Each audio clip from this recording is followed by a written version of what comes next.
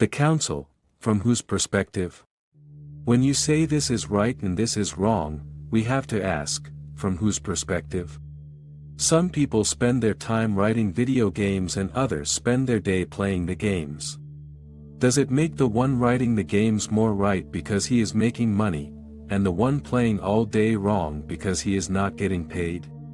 Do you want a world based on money or a world based on freedom and joy? Some people like to observe the sky while others like to study it. Some observe nature while others take pictures. Some love to swim in the sea while others love to climb mountains. And some love to design video games while others love to play. Where in the universe can you crunch an apple, lay down on a hammock, lift weights to get fit? It is the variety that makes your world so delicious. It is the variety that makes your world such a place that many want to visit and come play with you in this field of immense choice and variety. And so, if you consider how many people already live on your earth, and how many you will encounter, who in your opinion are wrong, reconsider that statement if you plan on living in a world that is based on freedom and joy, and allow everyone to choose their own joy without having to label it right or wrong. There will be a time when you will move from all the doing to more being.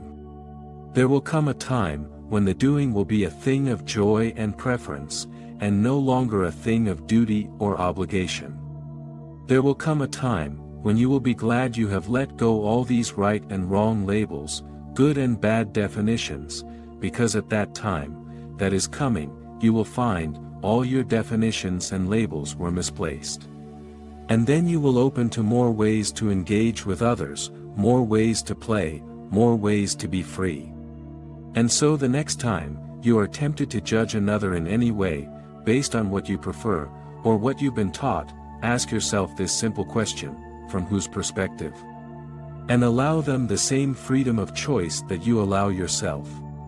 Advertisements. Report this AD. The world does not revolve around money. The game you are playing was not meant to be a game of chasing money and all the external things money can buy. The game was about you enjoying this amusement park and picking those things you enjoy doing, so that you can feel free and loved and supported in all that brings you joy. Imagine indeed, if follow your bliss was dependent on how much money you have, then very few would be able to follow that formula. But follow your joy is actually independent of the externals. It is what makes you happy in this moment and then the next, and it could be as simple as taking a bath, crunching an apple, laying down on the hammock, or taking a swim in the nearest sea. When you look around you and judge everyone you see based on the status quo that was given to you, you deprive them of that freedom that is God-given when they arrived here to play with you. And you then reform them into the same shape and model that you were formed into. In this scenario, nothing can ever change. Therefore, allow others to play their way, to live their way, and let go all these false definitions of your world so you can finally be free and live the life of joy that is joyful to you. Your heaven is made up of all that is joyful to you. And when everyone is enjoying their heaven, now you have heaven on earth in expanding your reality via your DNA. I shared photos of my baking results over the weekend. I always bake, clean, and organize when we have big energy downloads. And I know many of you do too. I baked and cleaned so much, I even washed all of the throw rugs in my house, that I know we're receiving a lot of energy right now. I was thinking about two things this weekend, the big energy movements and DNA, most specifically, how our DNA is activating and changing as we move up the ascension spiral. Your DNA is more than the coded instructions that creates and maintains your physical body. It is also an antenna that interacts with the morphogenic field and is how you receive energy to create and expand your reality.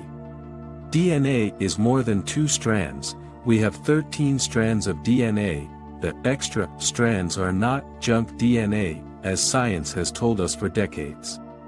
When we activate our DNA, we awaken the extra potential we have to fully express ourselves and expand our energy field.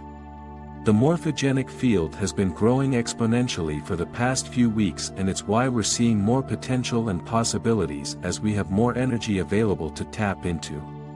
It is also why we consider new choices and potentials. There is a lot more energy available outside of our differentiated field to tap into. It can feel overwhelming but exciting, and it's fueling our creativity and desire for change. I know I am feeling it. It impacts everyone too, so if the people around you are making weird choices or are doing things differently, this may be contributing to that movement. Start thinking about what you would expand in your life. Might as well create the energy container for this energy. Shine on, go with the glow. Are you feeling all of the energy? Archangel Raphael, death turns into life. Loved people, I come from the kingdom of those who have passed away with this message: do not be afraid of dying or death. It is the final step from this world into the other, and it is an exceedingly familiar step once you are about to take it again. There is no reason for worry or fear. There is no reason to repress death and only accept it when it gently spreads its wings to carry you across the threshold into the realm of light. It is time for you to awaken to the fact that you are eternal beings. It is time you understood death as a transition to a new being, not as the ultimate end of your existence. What is happening is that you slide from your physical body into your subtle body. What is happening is that you are becoming aware of the spiritual power and quality of yourselves. The great mystery of death is still charged with many fears. So I invite you to deal with the subject of your death and your dying throughout your life. Meditate on this topic, bring this topic into your consciousness again and again until death no longer creates fears in you and dying creates no more fears in you. Your entry into life and your exit from this life contain one essence: the transformation of your being from one life form into another. You existed before you were born, and you continue to exist after you die. Demystification.